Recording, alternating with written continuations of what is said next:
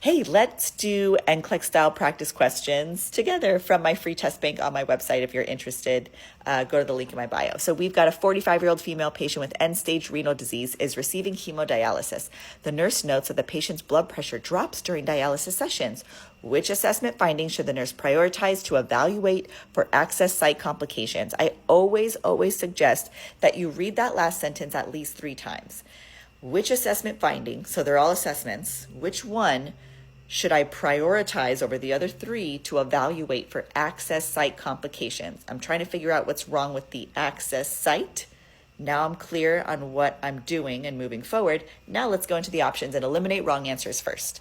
We have A, temperature of access site, B, brachial pulse strength, C, capillary refill distal to the access site, and blood flow rate during dialysis. So I'm going to eliminate B first because the brachial pulse strength is not me evaluating or assessing the access site. That's far away from the access site. B is gone.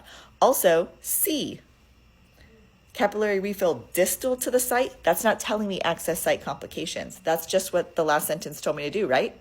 So B and C have nothing to do with the actual site, the actual fistula. Now I'm left with temperature, A, or blood flow rate, D. Which one would take priority if I'm trying to figure out why is this blood pressure dropping? The temperature or the blood flow? The blood flow, because the blood flow during dialysis is going to tell me if there's stenosis, if there's a thrombosis, a clot there, if there's any decreased perfusion. I hope you followed how I answered that question. If you want help on how to read the question properly and answer it properly, I do a free Wednesday night class over Zoom, 9 p.m. Eastern every single Wednesday. Link is in the bio if you want to join.